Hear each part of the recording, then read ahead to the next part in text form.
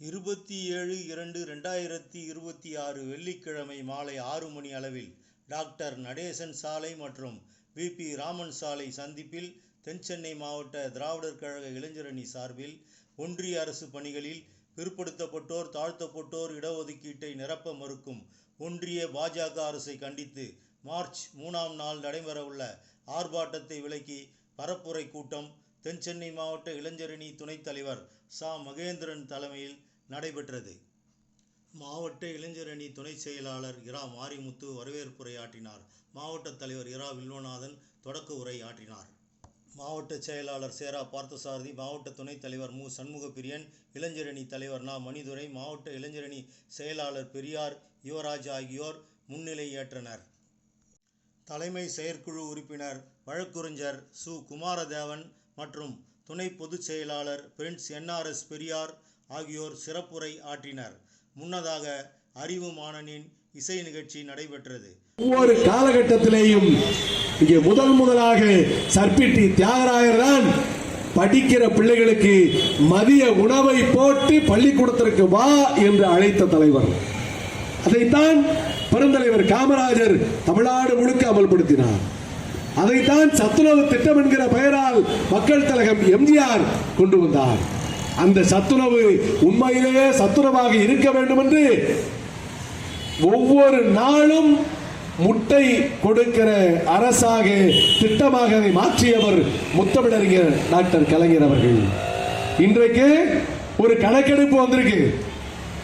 India முழுக்க பள்ளியில மாணவர்களுக்கு முட்டை கொடுக்கிற மாநில அரசுகளுடைய எண்ணிக்கை, ஒரு முட்டை வாரத்துக்கு ஒரு முட்டை கொடுக்கிற அரசு இருக்கு, வாரத்துக்கு 2 முட்டை கொடுக்கிற அரசு இருக்கு, அதிகபட்சம் 3 முட்டை கொடுக்கிற அரசுகள் வரை இருக்கின்றன. ஆனால் வாரத்திற்கு 5 முட்டைகள் கொடுக்கிற ஒரே மாநில அரசு தமிழ்நாடு அரசு. நான் முட்டை சாப்பிட மாட்டேங்க, சைவம். அப்படியா, பரவாயில்ல, வாழைப்பழம் சாப்பிடு. இலவசமாக சீருடை, இலவசமாக நோட்டு புத்தகம், இலவசமாக பைய, இலவசமாக செருப்பு, இலவசமாக பேனா, இலவசமாக மிதிவண்டி, இலவசமாக பேருந்து கட்டணம், இலவசமாக எத்தனை வசதிகள்.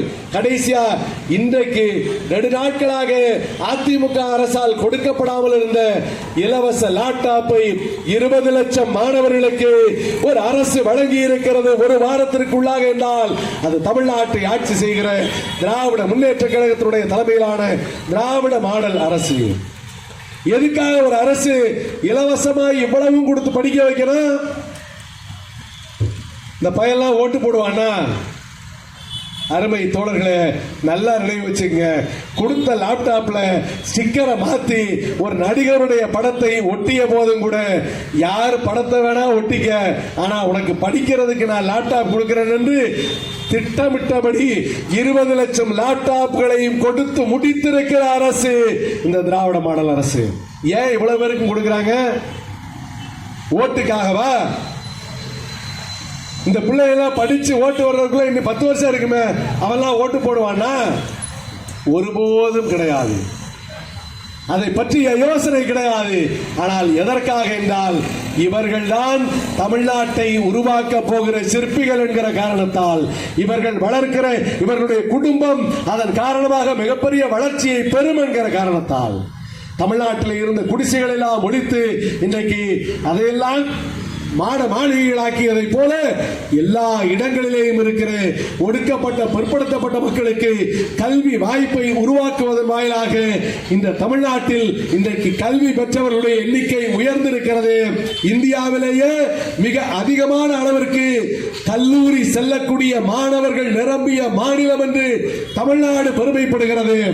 ஒட்டுமொத்த இந்தியாவில் 26% பேர் தான் ஸ்கூல் முடிச்சா காலேஜ் போறாங்க. ஆனா தமிழ்நாட்டில் எவ்வளவு பேர் தெரியுங்களா? அப்படியே டபுள். 52 விழுக்காட்டுக்கு மேலாக கல்லூரியில் மாணவர்களை சேர்க்கிற ஒரே மாநிலம் தமிழ்நாடு என்கிற பெருமைக்குரியது. இருக்கிறவனுக்கு, உத்தரப்பிரதேசத்தில் இருக்கிறவனுக்கு, ராஜஸ்தான்ல இருக்கிறவனுக்கு, பீகார்ல இருக்கிறவனுக்கு பெரியாரை பத்தி தெரியாது, கருப்புச்சட்டையை பத்தி தெரியாது, வீரமணியை பத்தி தெரியாது. ஆனால் இந்தியா முழுக்க இருக்கிற 140 கோடி மக்களில் 90 கோடி பேர் பிற்படுத்தப்பட்ட சமூகத்தை சேர்ந்தவர்கள். 90 கோடி பேர். இந்த 90 கோடி பேருக்கு 1993 வரைக்கும் வேலை வாய்ப்பில் இடஒதுக்கீடு கிடையாது. 27% இடஒதுக்கீடு வாங்கி கொடுத்து பிற்படுத்தப்பட்ட சமூகத்து மக்கள் எல்லா இடங்களில் இருந்தாலும் அவர்களுக்கான உரிமையை பெற்றுக் கொடுத்த இயக்கம் இந்த இயக்கம். அதற்காக தமிழ்நாடு முழுக்க, இந்தியா முழுக்க 42 மாநாடுகளை, 16 போராட்டங்களை நடத்திய இயக்கம் இந்த இயக்கம். விபி சிங் பிரதமராக இருக்கிற போது மண்டல் கமிஷனை அமல்படுத்தினார். அவர் மண்டல் கமிஷனை அமல்படுத்தினதுக்காக அவர் ஆட்சிக்கு அதுவரை கொடுத்து வந்த ஆதரவை வாபஸ் வாங்கிய ஒரு கேடுகட்ட கட்சி தான் பாரதிய ஜனதா கட்சி. இன்றைக்கு சமூக நீதி பேசுவதற்கு அவர்களுக்கு சுத்தமா அறியதில்லை. ஒரு மோடியையும் ஒரு அமித்ஷாவையும் காட்டி ஏதோ நம்ம ஆளு மேல இருக்கிறான்னு காட்ட முனைகிறார்கள். ஒருபோதும் அவர்கள் நமக்கானவர்கள் அல்ல. பார்ப்பன ஆதிக்கம் நிலைவதற்காக இதே பிரதமருடைய அலுவலகத்தில் சொன்ன 90 விழுக்காட்டு அதிகாரிகள் உயர் ஜாதி பார்ப்பனர்கள். பார்ப்பாலே உச்சாணி கொம்புல இருக்கிறவன். நமக்கு இந்த விஸ்வகர்மா யோஜனான்னு மீண்டும் குலக்கல்விக்கு கொண்டு போய் திணிக்கிற திட்டத்தை அவர்கள்தான் வகுத்து கொடுக்கிறார்கள். அதை ஏற்க மாட்டோம் என்று சொல்லுகிற அரசு தமிழ்நாட்டினுடைய அரசு. இந்த போராட்டம் 100 ஆண்டுகளுக்கு முன்னால் தொடங்கியது. தமிழ்நாடு தான் வழிகாட்டி இருக்கிறது. இந்தியாவிலேயே 69 விழுக்காடு இடஒதுக்கீடு தமிழ்நாட்டில் மட்டும்தான் இருக்கிறது. இந்தியாவிலேயே விஸ்வகர்மா திட்டத்தை ஏற்றுக்கொள்ள மாட்டோம் என்று சொல்லுகிற அரசு தமிழ்நாட்டிலே தான் இருக்கிறது. இந்தியாவிலேயே நீட் தேர்வை ஏற்க மாட்டோம் என்று போராடுகிற அரசு தமிழ்நாட்டில் மட்டும்தான் இருக்கிறது. இந்தியாவிலேயே மாணவர்களுக்கு இவ்வளவு வசதிகளை வழங்குகிற ஒரே அரசு தமிழ்நாட்டில் தான் இருக்கிறது. ஐஏஎஸ் ஐபிஎஸ் படிப்பதற்கான திட்டம் வகுத்து மாணவர்களை தயாரிக்கிற அரசு தமிழ்நாட்டில் தான் இருக்கிறது. இந்த அரசு நிலை பெற்றால்தான், இந்த ஆட்சி நிலை பெற்றால்தான் ஒன்றிய அரசை எதிர்த்து போராட முடியும். அன்றாடம் இந்த போராட்டம் ஒன்றியத்தை ஆட்சி செய்து கொண்டிருக்கிற பாரதிய ஜனதா RSS அரசுக்கும் தமிழ்நாட்டிலே இருக்கிற தமிழ்நாட்டு மக்களை பாதுகாக்க வேண்டும் என்று துடிக்கிற திராவிட மாடல் திமுக அரசுக்கும் தொடர்ச்சியாக நடந்து கொண்டிருக்கிறது. அருமை தோழர்களே, குறிப்பாக இளைஞர்களே, மாணவர்களே, விசிலடிச்சாங் குஞ்சுகளாக மாறாதீர்கள். உங்களை ஏய்ப்பதற்காக, உங்கள் கவனத்தை திசை திருப்புவதற்காக நடிகர்களை கொண்டு வருவார்கள். உங்களை மீண்டும் மாடு வைக்க சொல்ல, மீண்டும் ஆடு வைக்க சொல்ல, மீண்டும் களத்து மேட்டுக்கு போங்கள் என்று சொல்வதற்கு பண்பாட்டு பேரால் சில புல்லுருவிகள் வருவார்கள். ஏமாறாதீர்கள். நீங்கள் படிக்க வேண்டும், உயர வேண்டும், பச்சை மயில கையெழுத்து போடக்கூடிய பெரிய அதிகாரிகளாக மாற வேண்டும் என்கிற கனவை மீண்டும் மீண்டும் விதைத்துக் கொண்டிருக்கிற இந்த தமிழ்நாட்டை காப்பாற்ற வேண்டுமானால் அருமை தோழர்களே, நாங்கள் தேர்தலுக்காக கேட்பவர்கள் அல்ல. இந்த போராட்ட களம் தேர்தலையும் தாண்டியது. அந்த போராட்ட களம் நிலைக்க வேண்டுமானால் நமக்கு கையிலே இருக்கிற மிகப்பெரிய ஆயுதமாக வாக்கு சீட்டும் இருக்கிறது. இன்றைக்கு வாக்கு சீட்டு புரியுதானா? வாக்கு பொத்தானும் இருக்கிறது. அந்த வாக்கு பொத்தானில அருமை தோழர்களே, இந்த தமிழ்நாட்டை காக்க வேண்டும் என்கிற யோசனையோடு அந்த வாக்குகளை செலுத்துங்கள். இந்த வாக்குகளை கொண்டு போய் வீணாக நடிகர்கள் என்கிற காரணத்தால் அருமையா டான்ஸ் ஆடுறாருங்க, அதுக்காக என் ஓட்டு தயவு செஞ்சு போடாதீங்க. பெரியவர்களுக்கு தெரியும். நான் இளைஞர்களுக்கு சொல்லுகிறேன், மாணவர்களுக்கு சொல்லுகிறேன். நேற்று எதுனா ஒரு செய்தி பார்க்கிறப்ப அவ்வளவு வருத்தமா இருக்கு. நம்மளால தான் பேசுறான், நம்ம புள்ள தான் பேசுறான். 65 வயசுக்கு மேல யாருக்கும் ஓட்டு கொடுக்க கூடாதுங்கிறான். 18 வயசுக்கு மேல தானே ஓட்டு கொடுக்குறீங்க, அதே மாதிரி 65 வயசுக்கு மேல ஓட்டு கொடுக்க கூடாதுன்றான். ஏன்டா ஓட்டு கொடுக்க கூடாதுன்னா, இவன் கட்சிக்கு ஓட்டு கொடுக்காதான், இவனுக்கு பிடிச்ச நடிகர் அவருக்கு பிடிக்காத, அதனால வயசானவங்களுக்கெல்லாம் ஓட்டு கொடுக்க கூடாது என்று இன்றைக்கு இருக்கிற ஒரு அறவேக்காட்டு ஒரு ஆச்சரியக்குறி கூட்டம். தற்குறியும் சொல்லக்கூடாது, ஆச்சரியக்குறியும் தான் சொல்லணுங்கிறாரு. அந்த ஆச்சரியக்குறி கூட்டம் வயசானவங்களுக்கெல்லாம் ஓட்டு கொடுக்க கூடாதுங்குது. நாளைக்கு அவனே சொல்லுவான், வயசானவங்களாம் உசுரோட இருக்கக்கூடாது, இவெல்லாம் நான் சொல்றதை கேட்க மாட்டேங்கிறேன், எல்லாருக்கும் விசுவாசி போட்டு கொள்ளுங்கன்னா.